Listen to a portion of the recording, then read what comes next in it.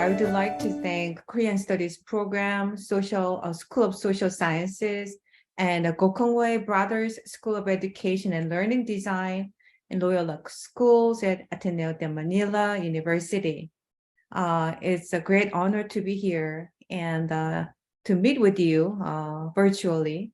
And I must say that I have a really fond memory of Ateneo de Manila University. I've been there, oh my God, it's been already 5 years, 5 years ago. And I remember that everyone was so enthusiastic about learning about Korea, and everyone was so kind and very professional.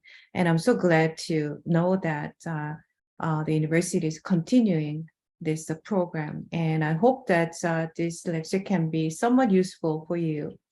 And so let me just share my screen with you.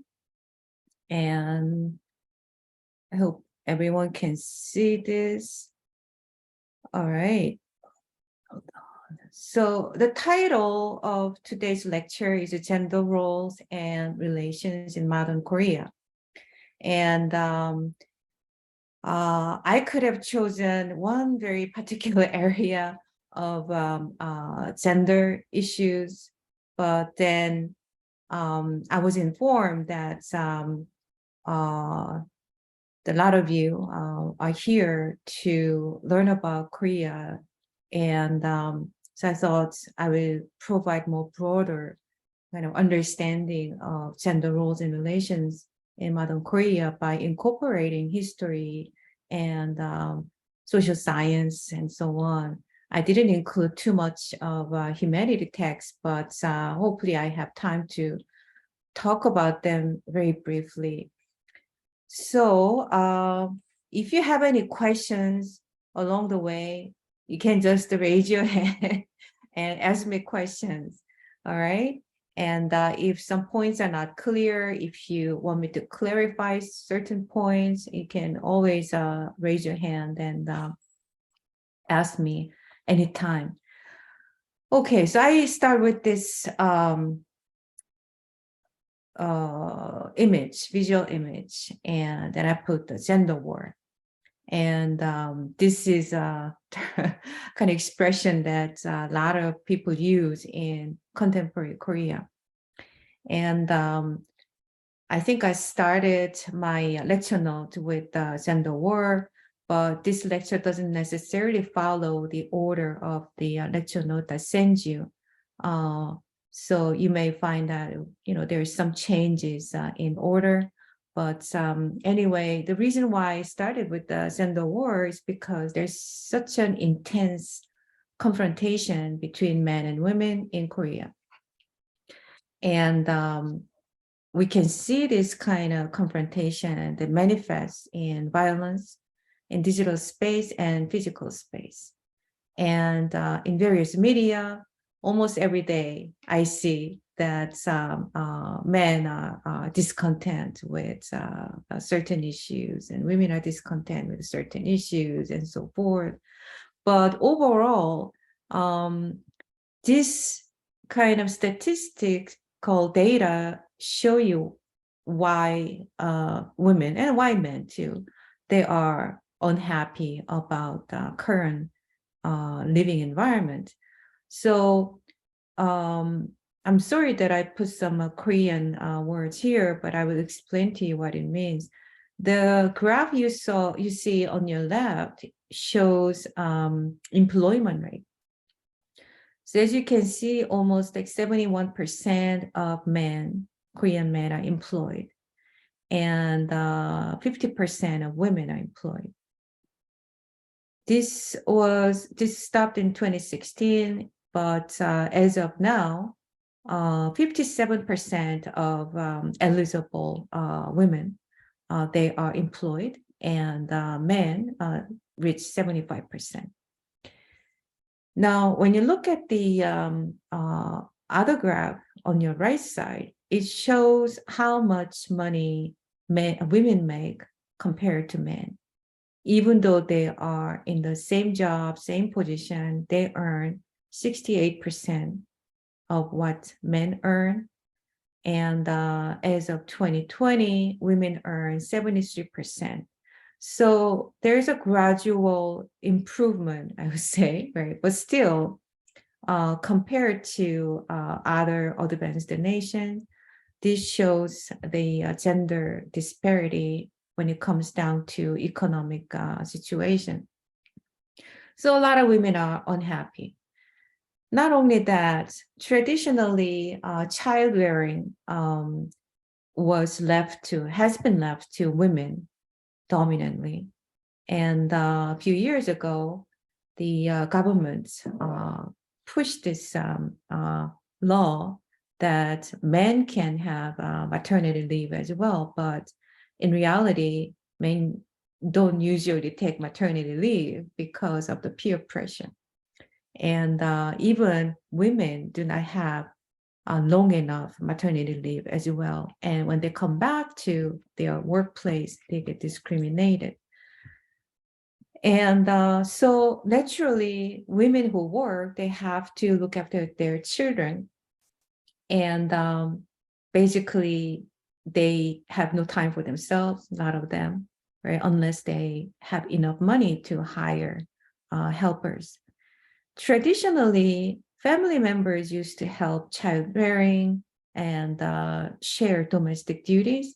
But these days, I think the same kind of pattern is happening in the Philippines as well, that, few generations do not live together anymore. Only the nuclear family has increased tremendously. So there isn't enough help from family members. So women are getting this pressure to earn money and to look after the children and work in the domestic space. Now, while women are, should I say bluntly, they are angry about these social practices, men are also angry too, especially those men in their 20s. They think that they are losing their privilege. And they keep arguing that they need to have their privilege back because they serve the military. As many of you know, military service is mandatory in South Korea, not women. So what does it mean by getting the privilege back or having more privilege? Is that men in their 20s, they're demanding that they should have higher points when they have the job interview, for example. They should get paid more. And the number of jobs should be, more number of jobs should be available for men, allocated to them and so forth. So especially those in their 20s, they are highly discontent. And not too long ago, Korea had a president election. And many of you, I think you learned about democratization of Korea. And hopefully you learned about the political party system. But anyway, the current president was elected, and he is from Conservative Party. Conservative Party exploited this kind of gender tension. And the political party, the Conservative Party, appealed to those who are in their 20s by promising that they will, if they elected, will enhance the men's rights and privilege and so on. So consequently, a lot of people in their 20s voted for the Conservative Party, and the gap between the Conservative Party and Democrat was only 240,000 votes, and then 240,000 votes largely came from men in their 20s. Consequently, a lot of women got really angry because as soon as the Conservative Party took over the government, it tried to get rid of the Ministry of Women and Family and so on, meaning that they tried to reduce the institutional support for women and families and so on. So these are some of the kind of pictures that explain why the gender confrontation has been so intense. And you might wonder, why gender matters in not just in Korean society, everywhere, right? Why gender matters? Of course, gender matters because we want to establish equal society. And when we talk about gender, we really need to think about how this category of gender has been formed, right? And what these gender roles and relations tell us about that society and so on. So social understanding of gender issues is really important, but I would say historical understanding of the formation of gender roles and relations is more important. Every society has a different historical path, and it reflects a lot of traditional way of life, including religion, right? So that's why it matters. And as many of you already aware of, in order to approach gender issues, we need to understand that gender and sexuality are social constructs. They are not biologically determined. And very often discrimination comes from this very deterministic view that gender and sexuality are determined biologically. And thus, the inequality is not challenged. And if you are, curious about some of the well-established studies about the importance of historical understanding, I strongly recommend John W. Scott, her approach to gender history. And if you're interested in theory on body, such as femininity and masculinity, how those things have been formed, I strongly recommend Judith Butler, Gender Trouble. That's the title of the book in particular. And more recently, a lot of feminist scholars argued that we need to approach gender from a transnational perspective, also at the intersections of age, class, nation, and race. And then I just listed two most representative scholars who deal with these issues. So I strongly recommend those readings for your further reference. Now, I'll give you some more figures of what Korean society looks like. Koreans themselves, they think, Korea is an advanced country. Not too long ago, Korea was often referred to as a developing country. And economic size, size of the economy is big. I think it's 10th or 11th in the world. So when you think about the size of the economy, maybe Korea is an advanced country. But when it comes down to social issues, maybe not, especially gender issues. Every year, there's a gender equality index is published by the OECD countries. Korea takes almost last. It comes to the bottom. And surprisingly, maybe it's not too surprised, but Japan is also low as well. In other words, gender inequality is quite severe in Korea and Japan. And there's unequal job opportunities.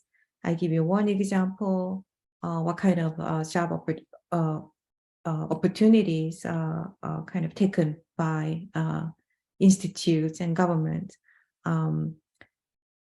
there are other cases in Korea, but one of the most kind of shocking case was happened in Japan last year or 2 years ago, that a university wanted to reduce the number of female students. They didn't want to admit the female students, so they fabricated exam results so that they could increase the number of students in medical schools. So something like this still happens in contemporary Korea and Japan. And there's an aging population. I'm sure that you heard of that population in Japan and Korea is getting quite older, and there are many young people compared to 20 years ago. And the social welfare system is still very inadequate in South Korea. And my mom's generation, for example, had no notion of social welfare system at all. And they were indoctrinated to provide labor and their patriotic kind of contribution, but they didn't learn that they have this right to enjoy the social welfare system. But now we begin to see that people are more interested in social welfare system. And the misogyny and sexual harassment have become very serious issues in Korea. And the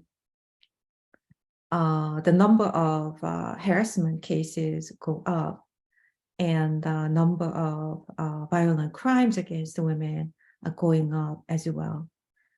And there's also recent kind of relatively new phenomenon that there's a racial discrimination. I mean, racial discrimination existed in Korea for a long time, but then we're talking about the kind of recent influx of women and men who come to Korea to provide labor or who marry Korean men or women.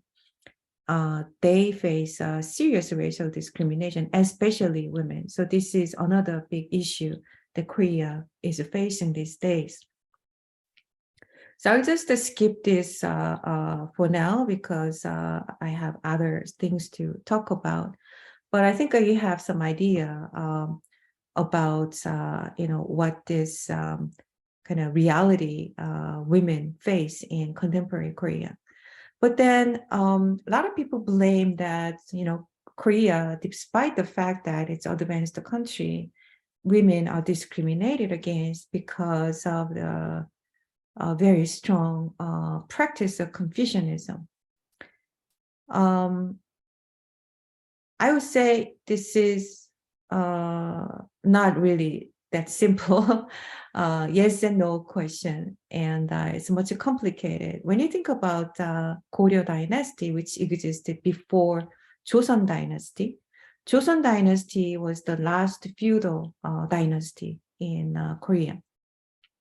But before Joseon, there was a dynasty called Goryeo, and Korea, how we call Korea, came from this Goryeo. That's the name of the dynasty. When you look at the women's place in the society in Goryeo time, was very different from the next dynasty. And as you can see here, women could marry freely, divorce freely, and they had right to inherit parents' inheritance equally among male siblings and female siblings. And religious leaders, such as female shamans, possessed a significant power in the society as well. But then all this will change when the Joseon dynasty was established.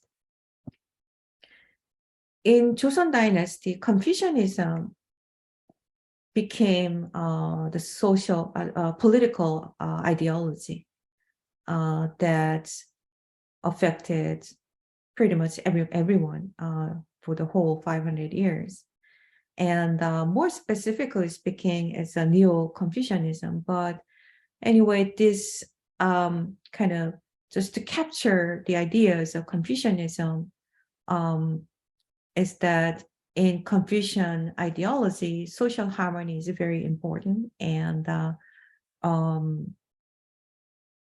afterlife or spiritual life that people really kind of were affiliated with in the previous era was not considered important. I'm talking about something like Buddhism. Buddhism was suppressed during the Joseon dynasty because in Confucian cosmology, believing reincarnation was not acceptable. And basically, when people believe that they will do better in this life and be born as a better being next life, just didn't make sense because Joseon dynasty was a quite hierarchical society where one's class was pretty much determined. In principle, not really, but in practice, classes were determined already. So in this Confucianism, human relationships are really, really important. But as I said, the hierarchies are really important. So the hierarchy was established. And for women, they had no right to exercise their desire, such as desire to be educated and desire to be in such a profession and so on, because in their whole life, they had to follow man's order. And in their life, they follow three men in their life: father, husband, and son. So the male preference was very strong in Joseon dynasty. And it was, the kind of male preference was still strong until 20 or 30 years ago. People don't care so much about it these days anymore because people do not have children anyway, whether son or daughter. I'll talk about it a little later.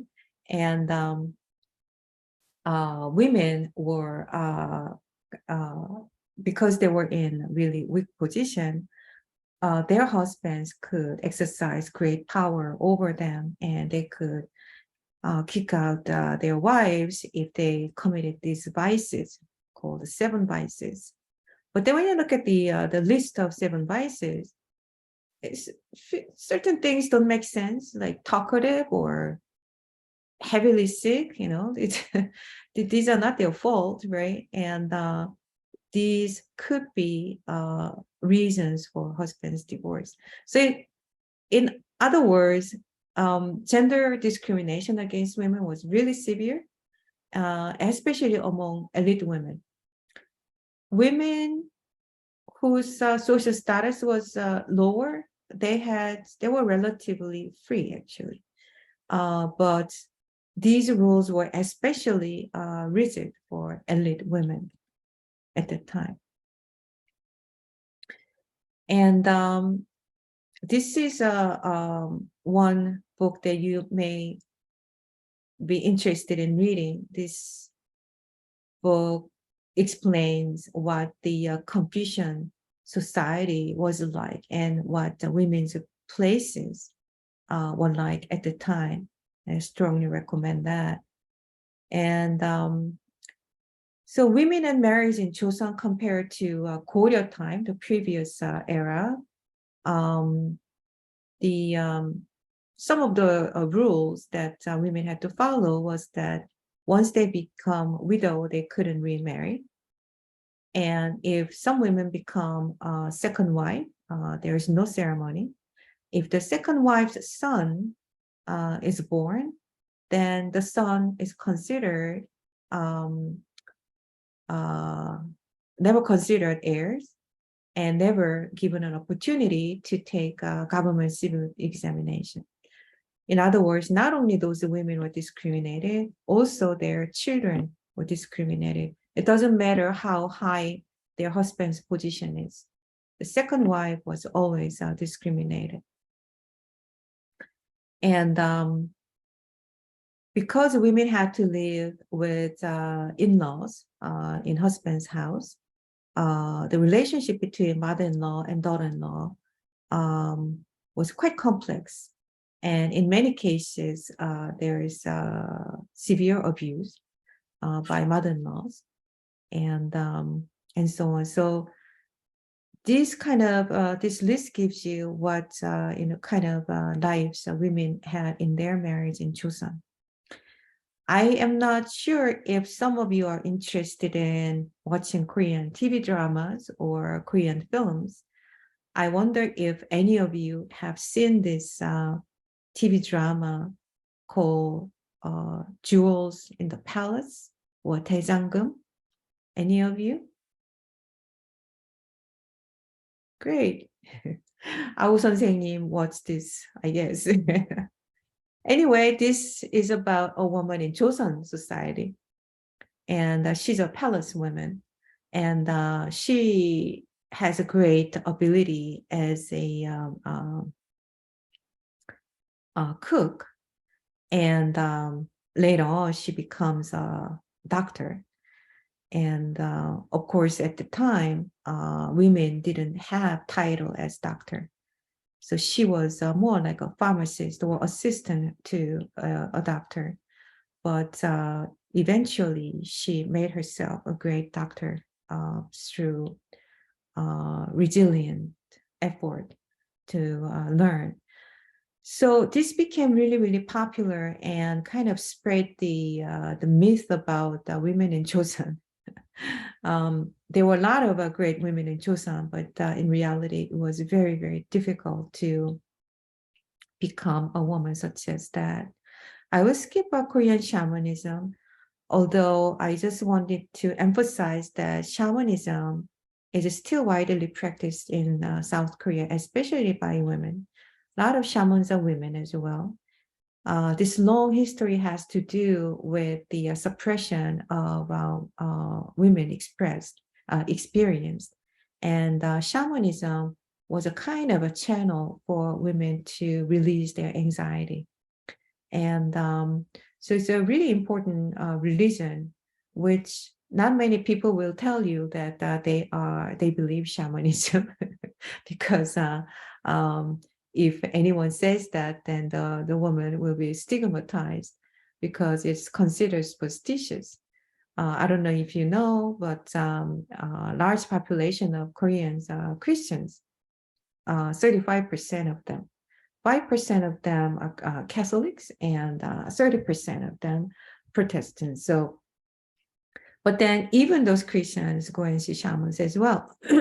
So they have this long tradition, and it has a lot to do with the shamans listening to women, whereas women had nowhere to talk about their positions.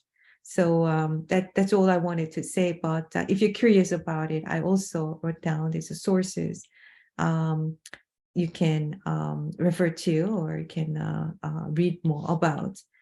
I will share this PPT with you later on.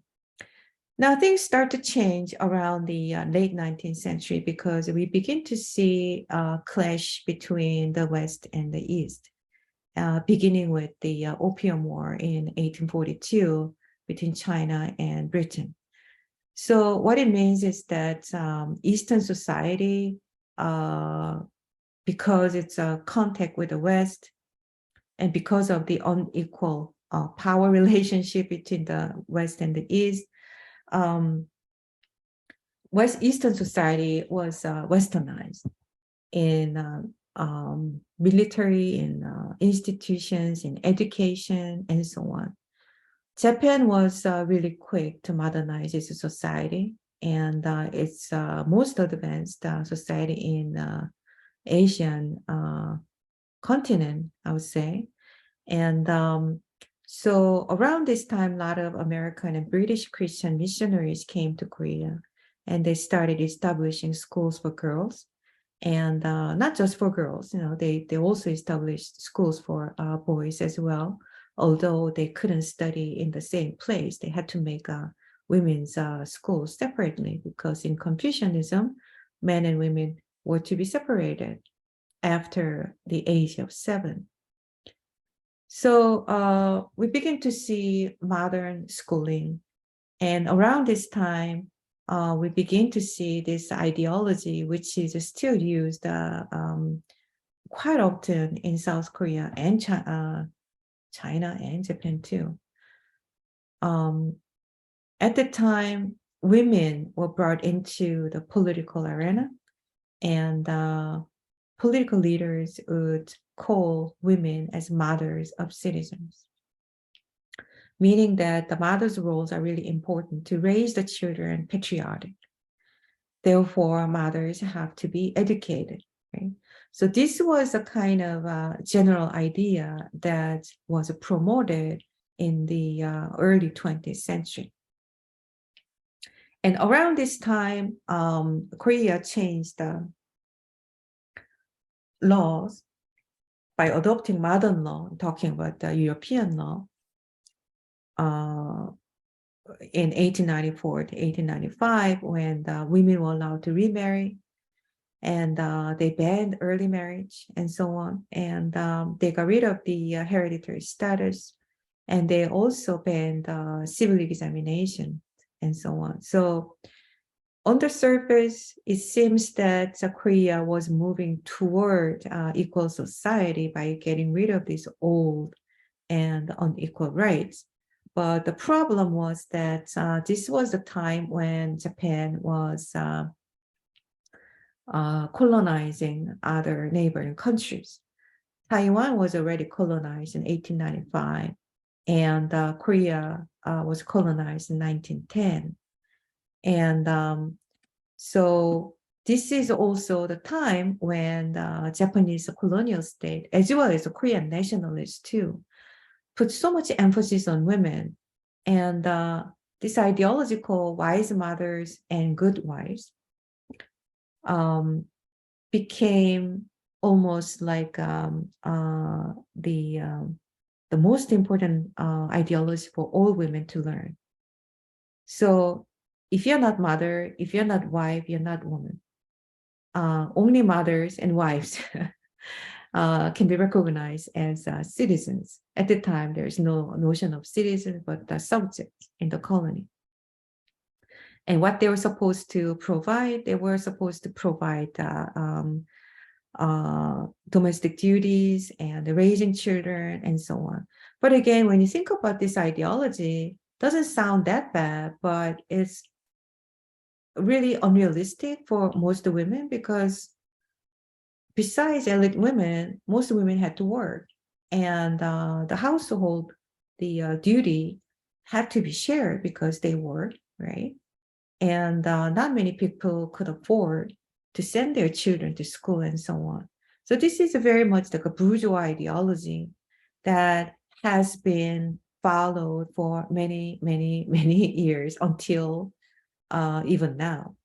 I remember when I was in high school, I'm talking about the late 80s, a lot of female students would say that they want to become good wives and wise mothers once they grow up, when teachers ask them what they want to become. So a lot of women thought that that's a kind of ultimate goal, that's a kind of a job, but they don't ask this question anymore. It's discrimination, clearly, but this practice has been around so long. And what does this history tell us about the position of women these days? I will give you an example of comfort women issues. I don't know if any of you have heard about comfort women issue.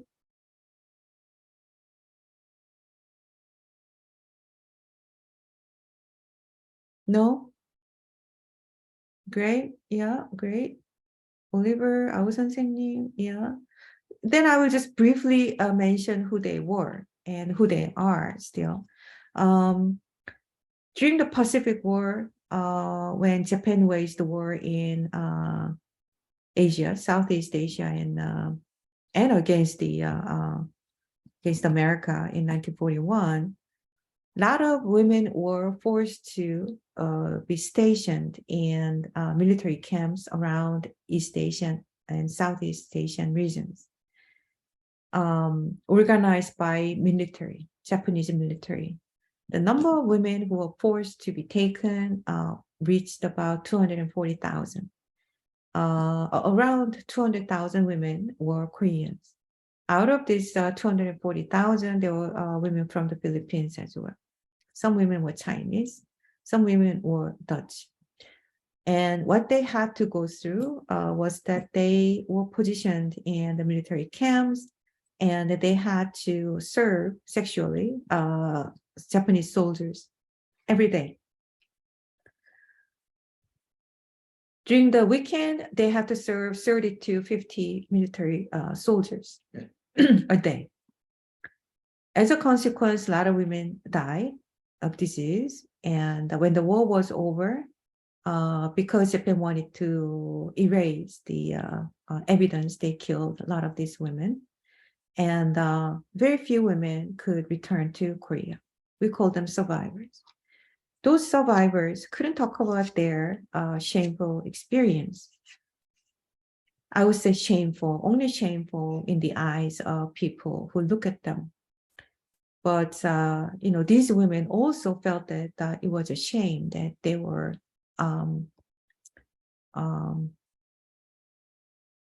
their sexual purity was taken by the enemy. So from our standpoint of view, these women are to be protected, right? And then their rights to be restored, and then there should be a talk about compensation and so on. But because of a long tradition where women were indoctrinated to keep their virginity before they got married, they should keep chaste even after their husbands died. These women couldn't talk about their experience. And the state, even though knew what happened to them, didn't do anything about it.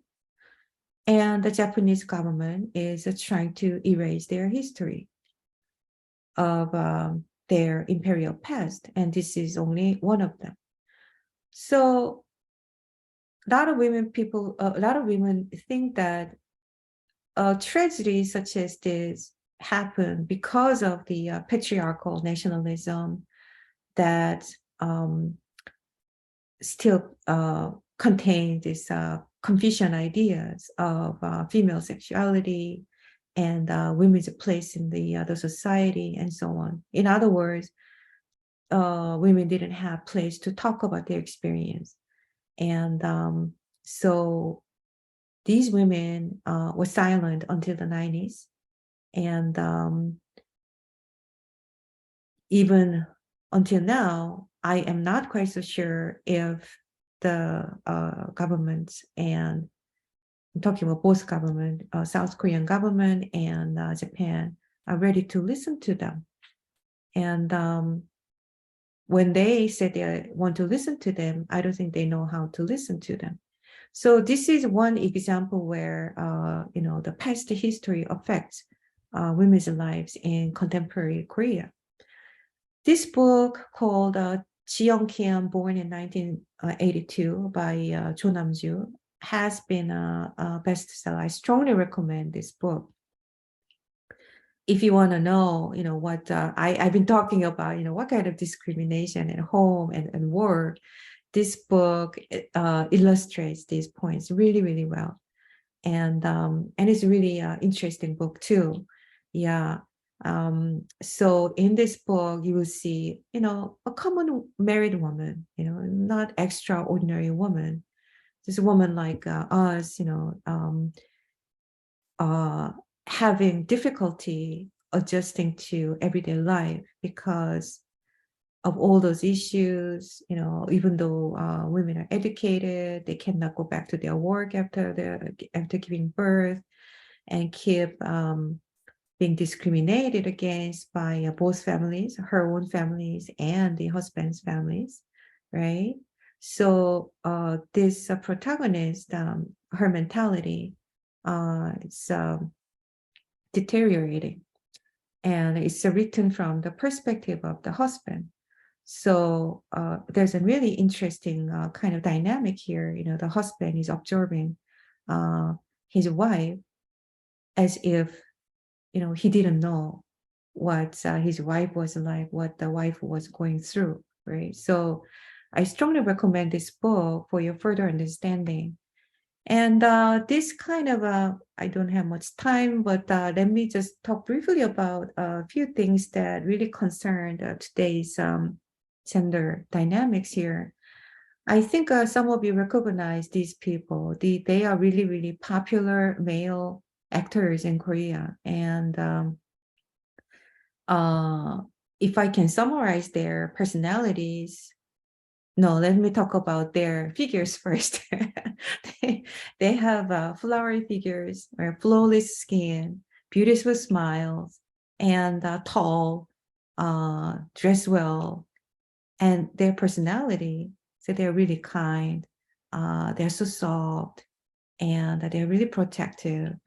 Like everything, they possess everything women wish to see in their men, I guess, right? These people are really, really popular. And the reason for the popularity of this man, some people argue that because women are tired of tough men, they're tired of patriarchy, they want to see softer side of men who really understand women or listen to them. So this is one reason, just one reason. Some people have other arguments as well. The one reason why these type of men are so popular in Korean media. Another issue I would like to talk about is that there's an increase of migrant workers and foreign wives and mixed race children as a consequence. And this was accelerated from the early 2000s. There are 1.8 million foreigners in South Korea.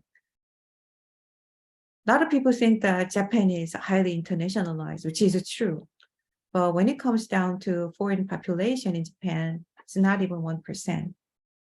And when you look at Korea, it's 3.5%. But I think, if I remember correctly, I read that almost 5% of Korean population is foreigners. But again, foreigners is not really right term. A lot of people became naturalized Koreans. So why am I talking about this? Because there are a lot of female migrant workers and foreign wives in Korea, and a lot of them are from China, especially Jilin province, where Korean, ethnic Koreans kind of clustered together. And a lot of women from Vietnam, Cambodia, and the Philippines come to Korea as well. Before, it was more like through marriage, but these days, high-skilled workers are coming from the Philippines, I noticed as well. But anyway, what's happening is that despite the fact that there's an increase of multicultural families, the state is really inadequate in accommodating their needs. And the social discrimination against these people is really severe. And so it has been really, really challenging for these women in particular to adjust to the society. When it comes down to their children, the problem is even more severe as well. And especially women as well, you know, compared to the male workers, women workers are often sexually harassed as well, right? And so this has been taken by a lot of feminists who believe that you know, they have to be more inclusive in their feminist movement. And I see that these days a lot of institutions organized by women who advocate the rights of this, not just the women, but people from other countries in South Korea.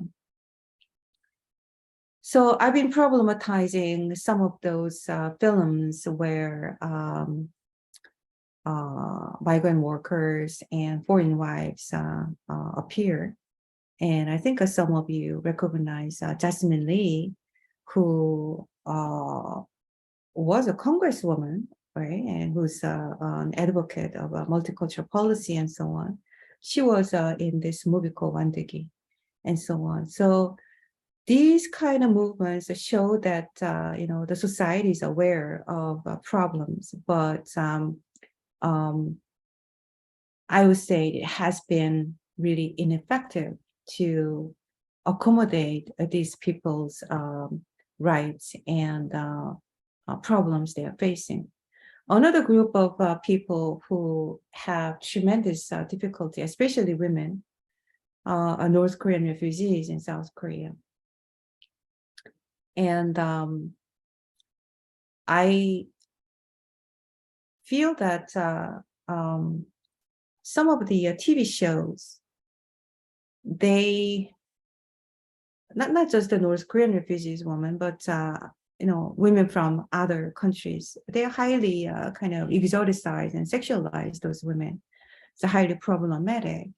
And in reality too, those refugees, because of the accent and because they're from North Korea, they are not really accepted warmly.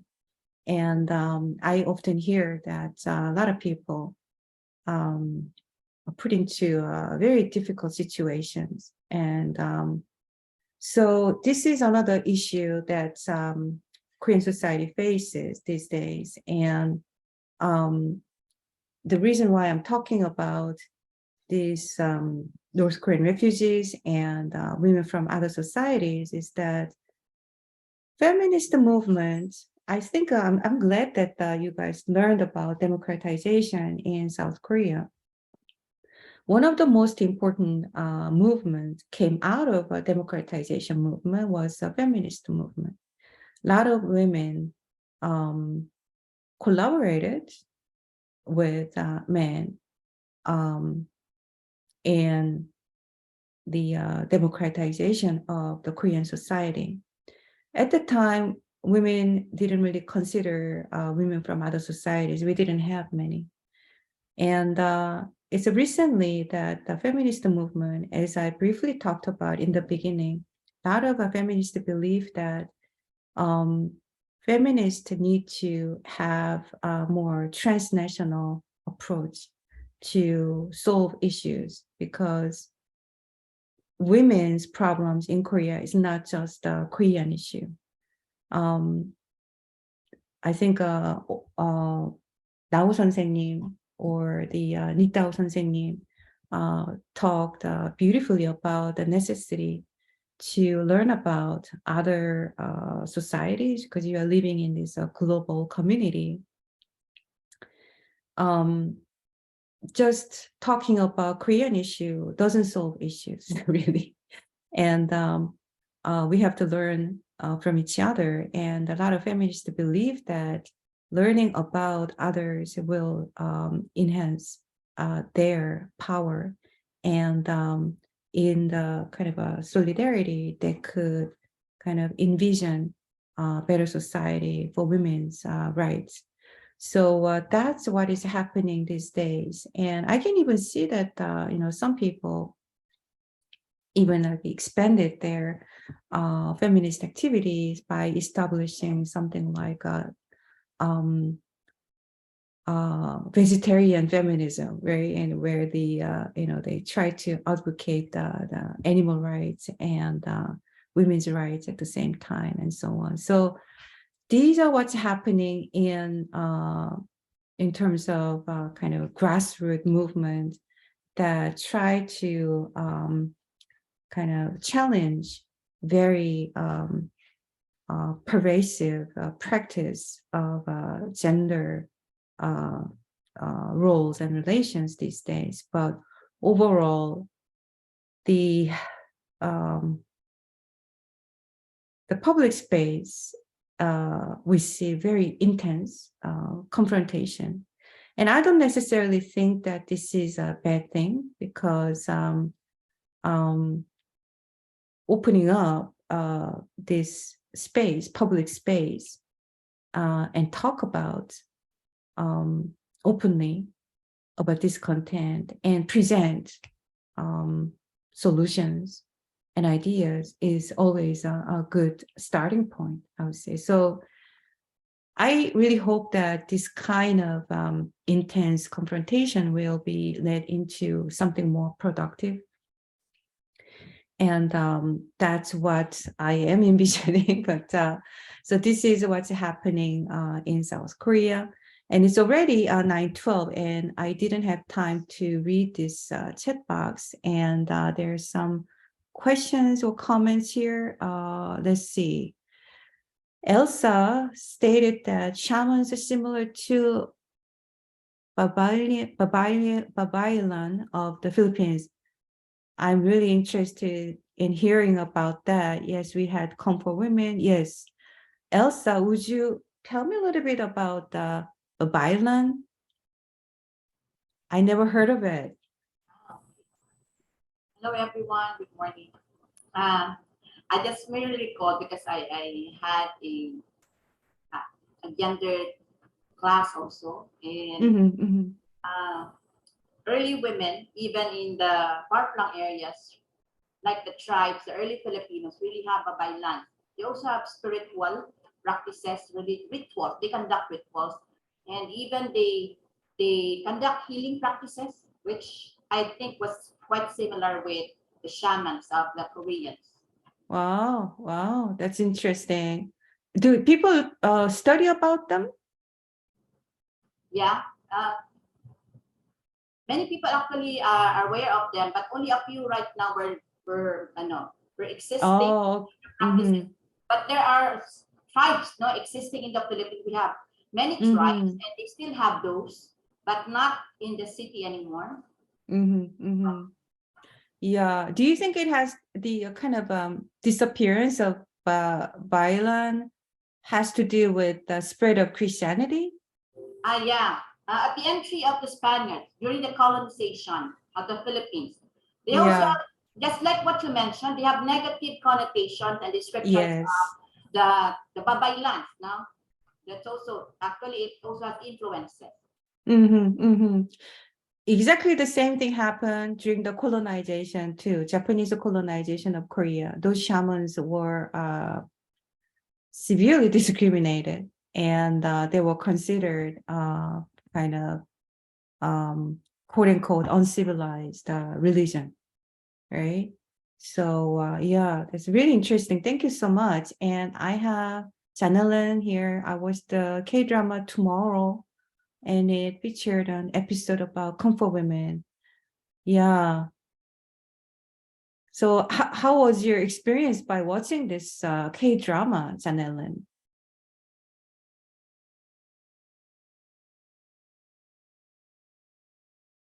Maybe Janellen's microphone is not on. And Karen asked, is it the kisang just like what I watched in K-dramas?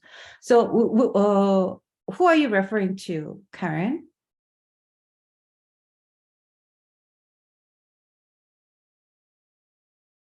Miss Karen, perhaps you can open your mic.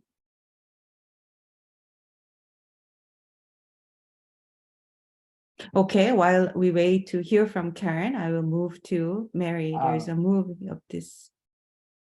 Yeah, there are quite a few movies about comfort women as well. And recently I watched this film called Comfort. It's a documentary, really. I strongly recommend it because, as I said, comfort women issue is not just about Japanese victimized Korean women. Korean women were also victimized by Koreans as well, including Korean government. And this documentary shows that, with a quite good balance. And very often in movie that deal with the comfort women, you'll see only the the anti-Japan, anti-colonial perspective. It never shows what the Korean government did. So I strongly recommend that. And Camille said, although it was not mentioned, I want to ask about Korean men's mandatory military service. Since gender issues involve all genders, I wonder if the view of men on women's roles has some connection to men's lack of freedom to serving in the military. Men expect women to follow their roles because men also have this expected role to serve in the military. What are your thoughts? Yeah, that's a great question. So a lot of men actually argue that if women want to serve to have the same rights, they must serve the military as well. And some women believe that too. They say, well, if that is the way that the women can have better rights, we'll serve the military. But the matter is not that simple. There are a lot of women who are serving military, and in the military, so many sexual harassments are being made, right? In other words, women are not protected in the military system. And on top of that, women are arguing that military service is only one kind of aspect of, or one source of gender inequality. There are other things that have to be, other rights that have to be firmly established by law. I briefly talked about, the maternity leave.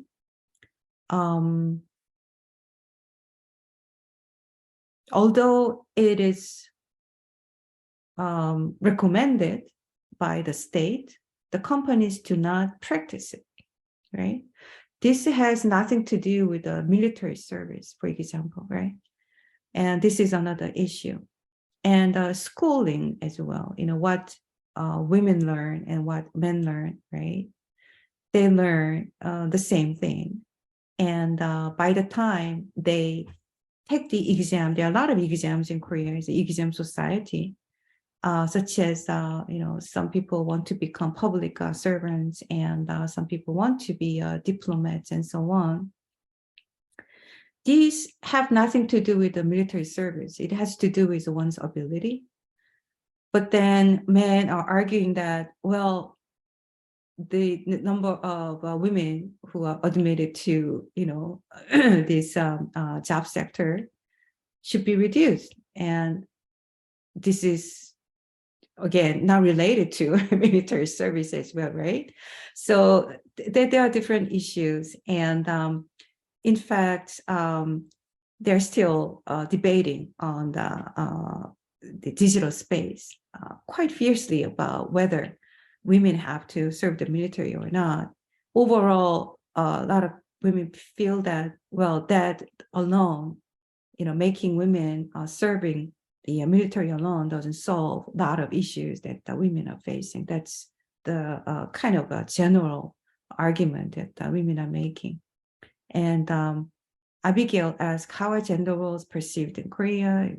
Is there, if any, transparency in supporting the Confucian family values? Okay.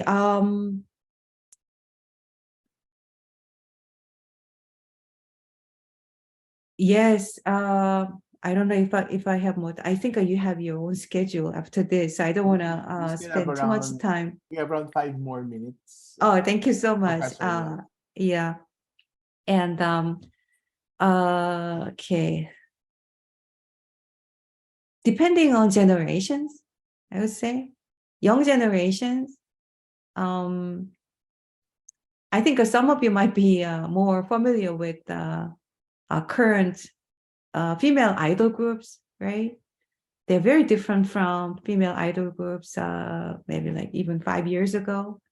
They don't talk about romantic relationship at all. They don't talk about family at all. They only talk about themselves. It's only me and what I do and I value, and it's all focused on themselves. In other words, they don't care so much about their family relations and their romantic relations. And some people kind of interpret this as women are, tired of all those Confucian traditions or Confucian family values. They want to get away from it. So this is a kind of their expression, young people's expression of that kind of desire. But in real life, it's pretty tough to get away from these Confucian family values. My family, for example, my mom, she's in her early 70s, she still has to show that she's a filial Confucian daughter and daughter-in-law, and she has to prepare ancestry rituals many times a year. My sister, she is 5 years younger than I am. She's in her, early 40s.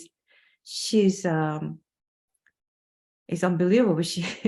She prepares more than 30 ancestor rituals a year, right? Just the rituals themselves.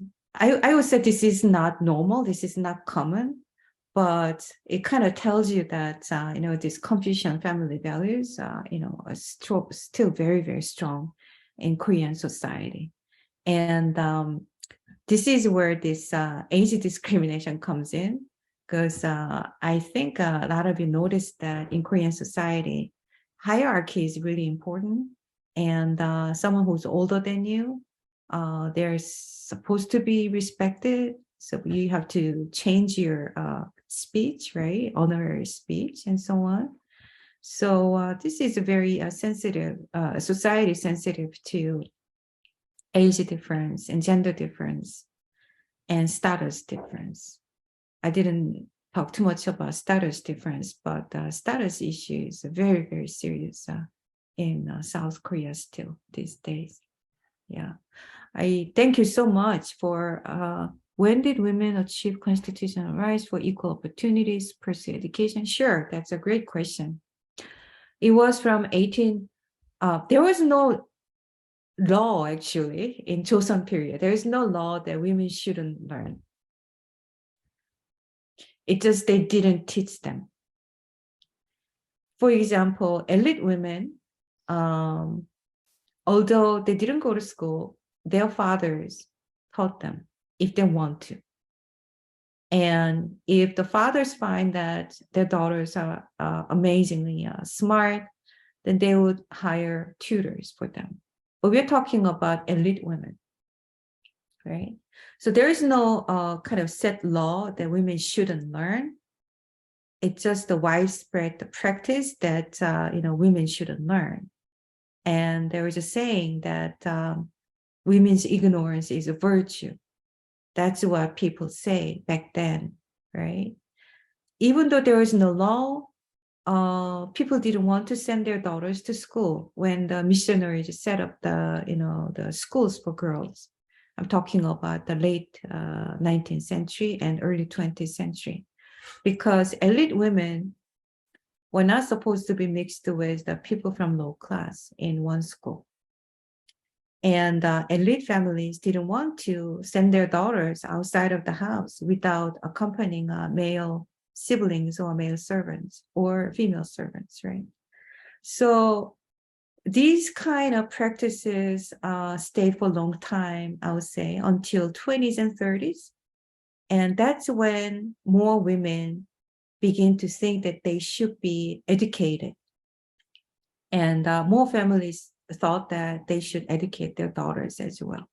So I will share this PPT in which you will see a really nice book about education issue. And hopefully that book will be really helpful for you. And I will stop share the PPT for now. And thank you, Elsa, for sending me this really interesting information about the Babaylan. Thank you. Any other questions?